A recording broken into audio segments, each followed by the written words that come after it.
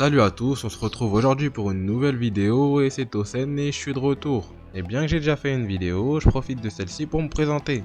J'ai un certain âge, j'aime les choses qui me divertissent et mes loisirs sont divers et variés. Vous l'aurez compris, je tiens à garder mon anonymat. Cependant, je voulais vous dire que cette chaîne n'est pas essentiellement consacrée à One Piece et qu'il y aura des vidéos sur à peu près tout ce qui me vient en tête. Je tenais également à vous remercier pour vos retours sur ma précédente vidéo. Je m'attendais à rien et le fait de voir que ça vous plaît d'autant, ça fait plaisir.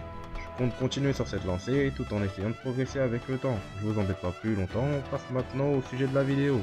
La vidéo du jour est consacrée à deux Yonko du monde de One Piece, deux pirates n'ayant plus rien à prouver et la simple prononciation de leur nom suffit à en faire trembler plus d'un. C'est pourquoi, au vu de ce qu'on sait d'eux, je me suis dit que les comparer n'étaient pas forcément vides de sens, bien que pour certains, cela n'est pas un très grand intérêt. Mais bon, on est sur ma chaîne, donc je fais ce que je veux. D'un côté, on a Shanks, le gitan, le roux, l'homme qui a sous son commandement un homme aussi fort que Ben Beckman, l'homme qui a stoppé la guerre de Marineford et l'homme qui a donné envie à Luffy de devenir pirate. Beau palmarès et on en est qu'au début. Shanks est selon moi le personnage de One Piece renfermant le plus de mystère. On a l'impression que c'est un ancien, mais on n'en sait pas trop. Pour moi, c'est le personnage qui fait le lien entre l'ancienne génération et la génération actuelle. Sa force n'est pas à remettre en question, loin de là et au contraire d'ailleurs. Sa force brute malgré son gabarit est plus que respectable. Je vous rappelle qu'il a quand même réussi à tenir face au Mura Kumogiri de Barbe Blanche. Et ça avec seulement un bras. Un Barbe Blanche qui n'y a sûrement pas mis toute sa force, et un Barbe Blanche blessé, mais un Barbe Blanche tout de même. Maintenant, qu'en est-il de Barbe Noire, Kurohige?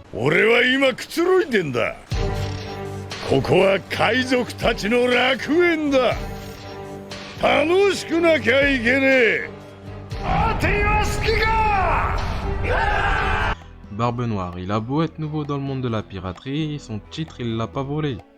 C'est le titre qu'on attribue aux 4 meilleurs pirates qui voguent sur le nouveau monde, et pour l'avoir, faut vraiment l'avoir cherché.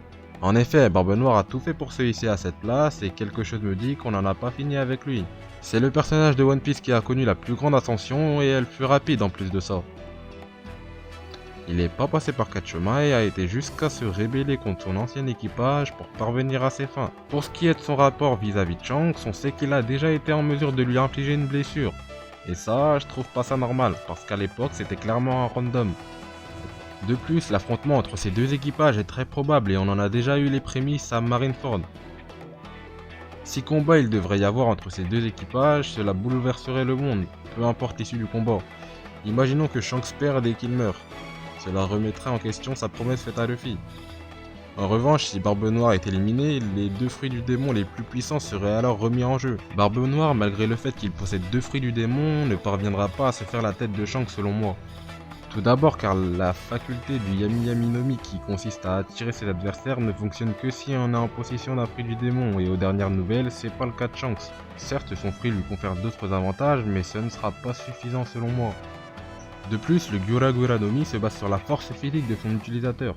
Si Barbe Blanche était aussi puissant avec, c'est parce qu'il avait de la force. Ce même fruit dans les mains d'un Usopp perdrait une bonne partie de son efficacité, et Teach est loin d'avoir la force de Barbe Blanche. Comme on vient de le voir, les fruits du démon ne font pas tout, surtout face à un Shanks qui maîtrise les 3 types de Haki, il doit sûrement être capable de voir dans le futur comme Katakuri. Et on sait qu'il a le Haki le plus puissant parmi les 4 empereurs. Shanks faisait également jeu égal avec Mihawk avant de perdre son bras, et je le rappelle parce que pour moi, Mihawk a clairement le niveau d'un Yonko. Il y aurait sûrement des pertes dans l'équipage du roux, mais je vois mal son équipage perdre face à Barbe Noire. Barbe Noire étant malgré tout amené à progresser, on sait jamais. Tout peut changer. Je suis conscient que la vidéo aurait pu être plus longue et que le sujet aurait pu être traité plus en détail, mais je cherche pas à m'éterniser.